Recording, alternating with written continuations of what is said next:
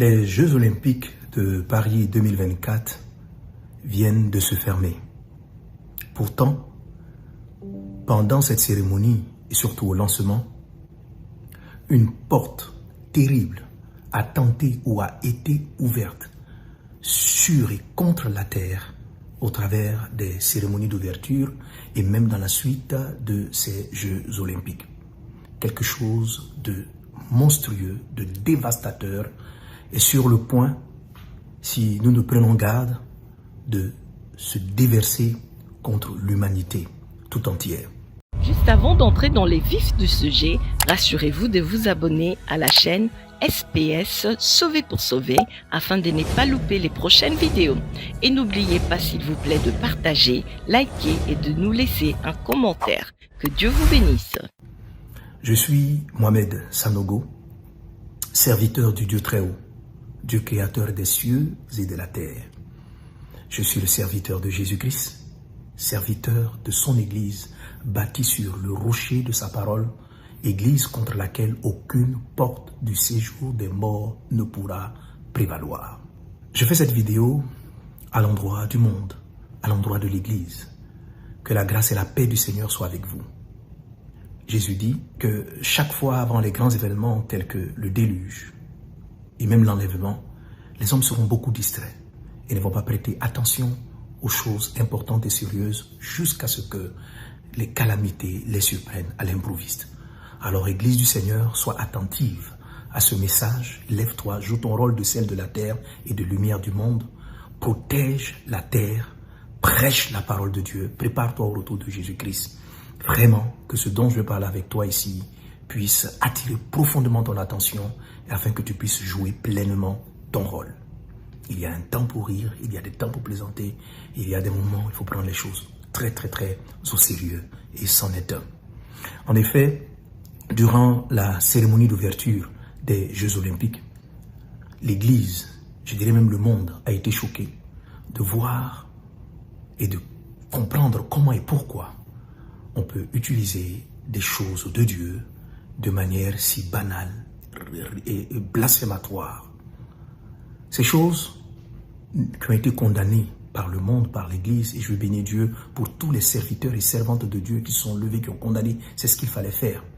Ces choses ont bien été faites à dessein, et ceux qui sont derrière, la force ténébreuse qui est derrière, s'attendaient certainement à la réaction qui a suivi.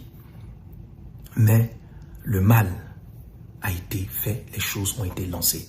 Seuls peuvent se dresser ceux qui vont comprendre ce dont je vais parler et ceux qui vont agir de manière conséquente. Dans la cérémonie, il y a eu beaucoup de choses, mais deux éléments en particulier m'intéressent. Premièrement, la traversée de Paris et de la Seine par ce cavalier vêtu de couleur pâle. Et la deuxième chose, la cérémonie, donc la partie la plus choquante qui a choqué l'humanité, c'était la cérémonie blasphématoire de la Sainte Seine. Voici les deux choses dont je parlerai et te dirai qu'est-ce que Satan est en train de tramer, qu'est-ce qui est en train d'être fait et qu'est-ce que tu dois faire, comment est-ce que tu dois te lever et comment est-ce que tu dois agir. Parlant donc de ce premier point, ouvrons nos Bibles dans le livre d'Apocalypse, chapitre 6, à partir du verset 8. La Bible dit là: « Je regardais et voici parut un cheval d'une couleur pâle. Celui qui le montait se nommait la mort. Il se nommait la mort. Et le séjour des morts l'accompagnait. Le pouvoir leur fut donné sur le quart de la terre pour faire périr les hommes par l'épée, par la famine, par la mortalité et par les bêtes sauvages de la terre. » Tu vois que le Seigneur annonce l'avènement d'un cheval, d'un cavalier de couleur pâle, comme les couleurs, la capuche a été utilisée donc par ce cavalier avec cette couleur pâle. Ce n'était pas une coïncidence, c'était voulu. Ce chevalier-là donc a été suivi par le monde entier. Et qui est-il? Que dit la Bible concernant? La Bible dit que ce cavalier est la mort et il annonce la disparition, la mort de un quart de la population terrestre par des guerres, par des famines et par toutes sortes de calamités qui vont frapper l'humanité. Et cette porte, par cette déclaration et par cet acte, a été ouvert donc à partir de ce mois d'août, de septembre et dans la suite. Si tu ne te lèves pas, si tu n'écoutes pas ce que je suis en train de dire, si tu ne pries pas, les épidémies, les calamités, les tremblements de terre, les tsunamis, les choses étranges qu'on n'a jamais vues vont commencer à se produire. Le coronavirus, le Covid sera de la plaisanterie par rapport aux épidémies qui ont peut-être commencé dès maintenant et qui vont s'intensifier dans la suite des temps, à moins que tu ne te lèves. Le nombre de morts qu'il y a eu, qui a offusqué le monde, n'est rien par rapport à un quart de la planète Terre qui est visée par cette annonce maléfique satanique qui a été déclarée ce jour-là à l'ouverture des Jeux Olympiques. Que nous dit l'Écriture et que dois-tu faire? La deuxième chose qui a été faite, c'est la cérémonie blasphématoire relative à la Sainte Seine. Le blasphème est une arme que va utiliser l'Antéchrist. Apocalypse chapitre 13 dit, verset 5, « Il fut donné une bouche qui proférait des paroles arrogantes et des blasphèmes. Il lui fut donné le pouvoir d'agir pendant 42 mois. Et elle ouvrit la bouche pour proférer des blasphèmes contre Dieu, pour blasphémer son nom et son tabernacle et ceux qui habitent dans le ciel. » Donc, cette cérémonie blasphématoire n'est pas la première, mais c'est l'intention, c'est exactement une des marques déposées de la bête de blasphémer. Et la chose qu'elle a choisi de blasphémer est un acte très puissant et que justement c'est une de ces armes-là qui doivent t'aider, qui vont nous aider à déjouer les plans de l'ennemi et afin que le règne et la volonté du Seigneur puissent s'accomplir et non les desseins de l'ennemi. Que vise le blasphème? Le blasphème vise à désacraliser, à faire perdre la puissance dans la bouche des croyants, dans la bouche du monde, du nom de Jésus-Christ. C'est la raison pour laquelle la corne va blasphémer le nom de Jésus, va blasphémer l'église de Jésus, va blasphémer le tabernacle, va blasphémer les choses célestes, afin que le monde, afin d'indigner le monde, afin de paralyser l'église, de paralyser la force des chrétiens dans leur capacité de destruction.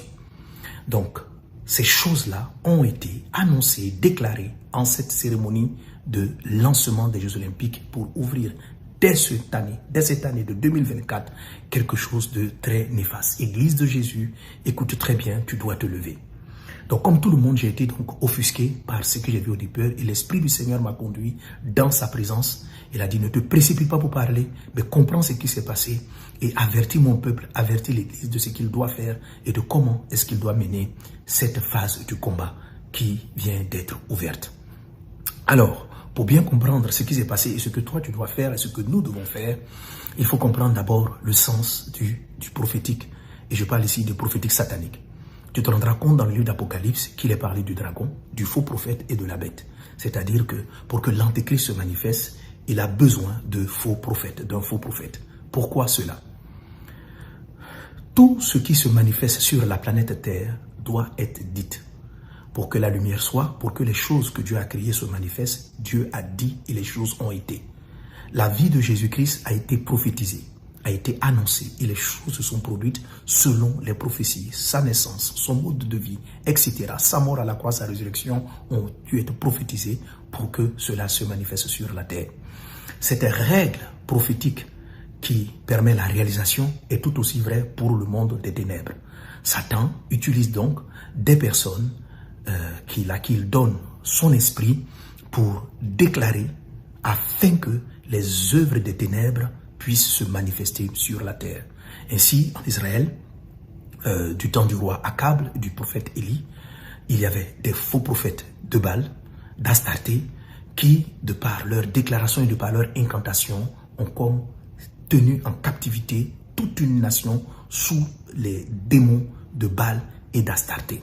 Il a fallu que se lève le serviteur de Dieu, le prophète Élie, pour contrecarrer ces prophéties, pour renverser leurs autels et pour rétablir le règne et la gloire de Dieu ici. Et je sais que pendant que je parle, Dieu est en train de susciter des Élie, des Élisée, des hommes et des femmes de Dieu qui sauront prophétiser, déclarer la parole du Seigneur comme il se faut, afin d'empêcher l'ennemi d'accomplir et de réaliser ses sombres desseins.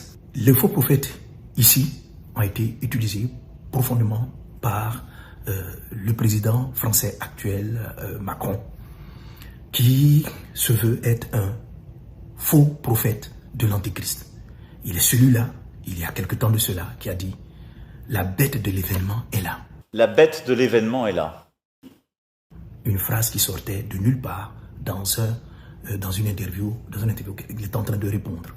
Il est simplement en train d'annoncer, de déclarer, afin que l'Antéchrist puisse pleinement se manifester, jouant un rôle de faux prophète. Il n'a pas seulement fait cela. En mettant dans la Constitution française la légalisation de l'avortement, un acte incompréhensible pour lequel j'ai déjà fait une vidéo d'avertissement. Il était ainsi en train de jouer un rôle, selon 2 Rois chapitre 3, de verser le sang des premiers-nés de manière massive.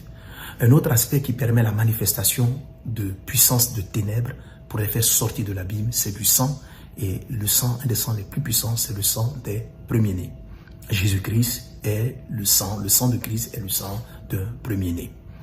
Alors, en quoi est-ce que l'avortement est lié à cela? Il faut savoir que généralement, ce sont les premières grossesses qu'on estime malvenues qui font l'objet d'avortement. Ce sont les plus nombreuses, en tout cas dans les cas d'avortement.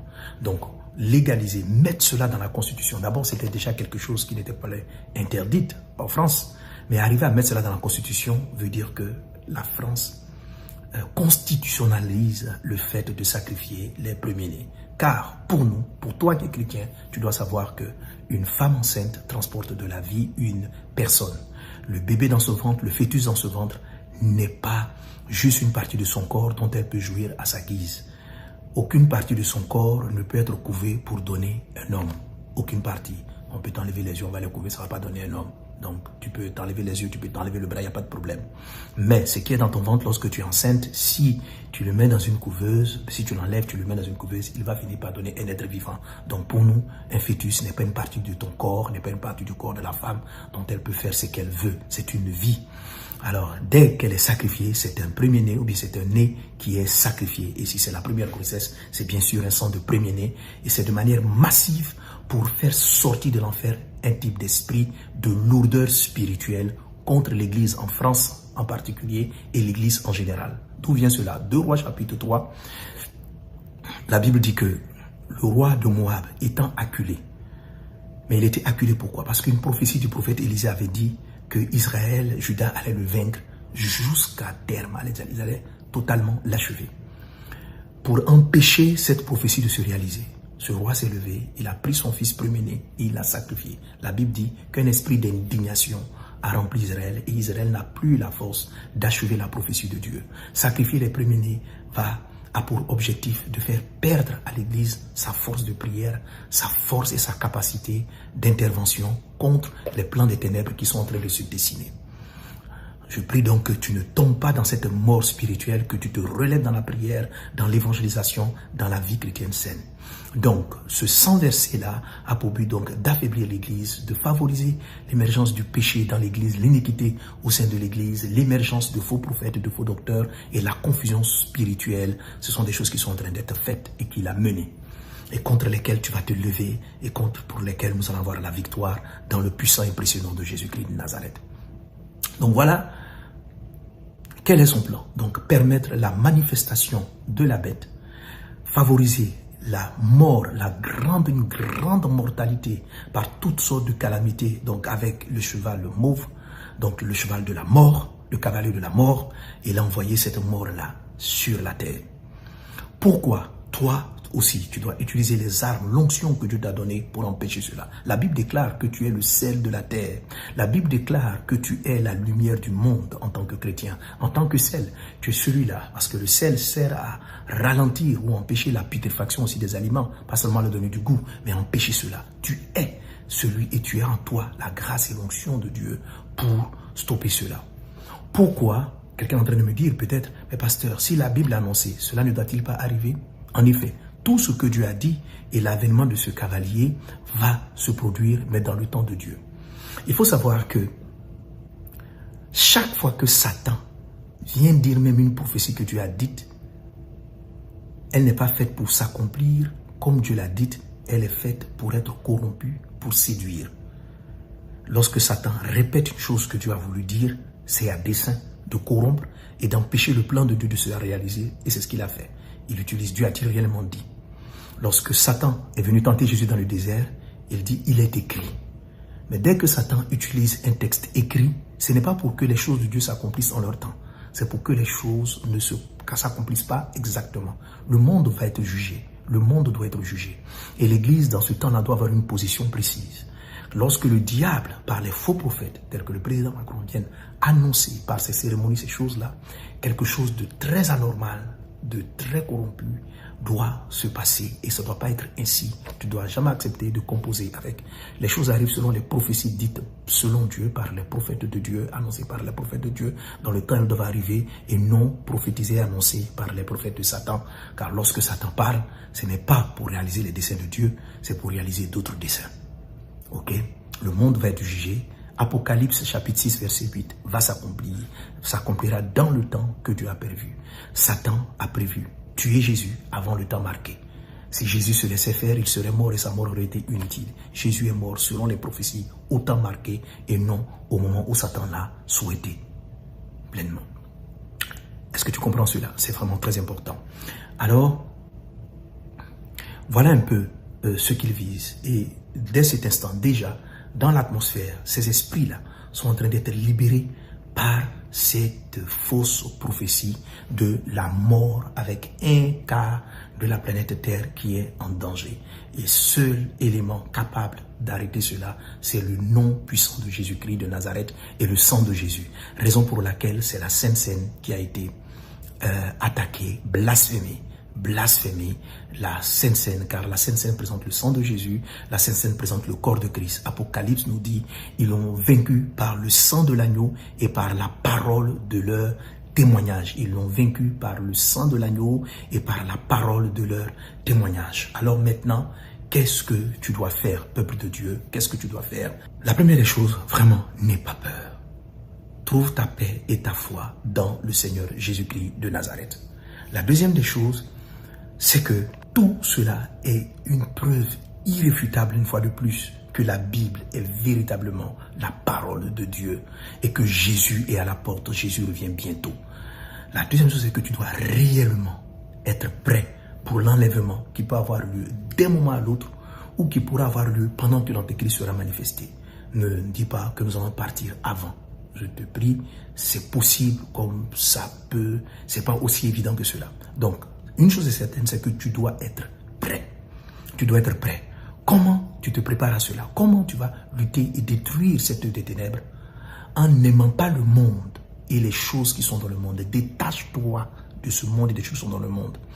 Ne sois pas attaché aux choses de la terre. C'est en ce sens-là que tu deviens sel de la terre, que tu deviens lumière du monde. C'est plus le moment d'être en train d'aimer ces choses. Sel de la terre, toujours la deuxième chose, éloigne-toi du péché. Je te le dis, tu verras devant toi ce vent qui est en train de souffler. Les prophéties disent que celui qui pêche se sanctifie, que celui qui ne veut pas se sanctifier, qui pêche, pêche davantage. Oui, tu verras les impudiques prospérer. Tu verras les faux prophètes dans ces temps-ci prospérer, réussir dans toutes choses. Parce que le temps le temps de démarcation est arrivé. Ceux qui vont pécher, ceux qui vont vivre dans l'adultère, dans n'importe quoi, verront du succès. Ils penseront que c'est Dieu, mais ça fait partie de la séduction. Toi, ne suis pas la foule, le monde. Attache-toi à la sainte parole de Christ. Vis la crainte de Dieu, vis la sainteté. Détourne-toi du mensonge, du vol, de l'adultère. Car les jours sont mauvais. Les jours sont mauvais. Et Jésus-Christ est à la porte. C'est vraiment la deuxième chose que tu dois faire. Ranger ta vie. Ranger ta vie. Et ne pas prendre pour modèle la manifestation des gens qui vont prospérer dans l'iniquité au sein de l'église, au sein des pasteurs, des fausses personnes. La magie, l'iniquité se verra au sein de l'église et les gens vont prospérer en utilisant le nom du Seigneur. Tout cela fait partie de la stratégie du blasphème, symbolisée prophétiquement par cette sainte scène maléfique où on voit des personnes tenant le repas du Seigneur, adultères, des prophètes, totalement dans la sorcellerie, mais réussir dans tous leurs projets de manière mystique, parce que c'est le temps où les pécheurs doivent encore pécher et ceux qui se sanctifient doivent encore se sanctifier. Choisis d'être dans le camp de ceux qui se sanctifient. La troisième chose, c'est la proclamation de la Sainte Seine. Église de Jésus, rends la Sainte Seine. Prenez le repas du Seigneur, élevez-le hautement. Le nom de Jésus et le sang de Jésus, prenez-les avec joie, prenez-le en célébrant le Seigneur, parce que nous n'avons pas honte de l'évangile. C'est une puissance de Dieu, c'est la puissance de Dieu pour le salut de quiconque croit. Donc élevez, que les paroles de blasphème n'aient aucune incidence sur vous. Dès que vous entendez une chose, levez-vous. La quatrième chose, c'est le témoignage, l'évangélisation. Parlons de Christ, annonçons l'évangile, faisons en sorte que le reste du monde, et particulièrement Israël, le reste soit sauvé. Car il faut que le reste soit entré, alors viendra l'enlèvement, alors viendra la fin. Nous avons une mission, témoigner de Christ jusqu'aux extrémités de la terre, alors viendra la fin. Pendant ce temps, Satan est en train de dérouler son calendrier. Et la toute dernière chose que je vais te dire dans les témoignages et la proclamation de la parole, comment est-ce que tu contres ces paroles sataniques? Utilise des prophéties régulières telles que le psaume 91 qui dit que ceci: la peste frappera, les dégâts frapperont à gauche et à droite, mais tu ne seras pas atteint parce que tu es bâti sur le rocher. Alors lorsque les faux prophètes sataniques annoncent le mal, toi, Ésaïe 7,7, non, cela n'aura pas lieu, cela n'aura pas lieu. Et je déclare et je me tiens maintenant pour condamner avec toi tout ce qui a été fait pendant cette cérémonie d'ouverture et durant la cérémonie.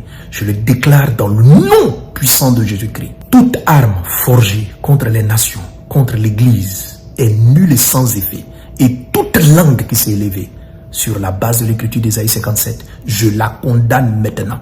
Faux prophète, j'arrête ta parole, je condamne ce que tu as fait. Je condamne ton annonce de la mort des quarts de la planète Terre. Je condamne cela dans le nom de Jésus. Et je déclare que l'évangile et la vie de Christ ira jusqu'aux extrémités, qu'il se lève des prophètes, des hommes et des femmes de Dieu, loin du sang de Jésus-Christ, de l'onction de Dieu, pour proclamer la parole de Dieu jusqu'aux extrémités de la terre.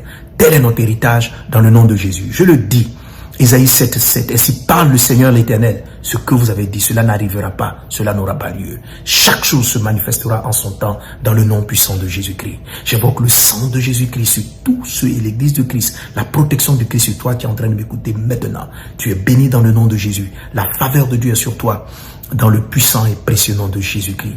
Par des psaumes, entretenez-vous, tels que le psaume 91 et bien d'autres psaumes, déclarez-les, déclarez-les.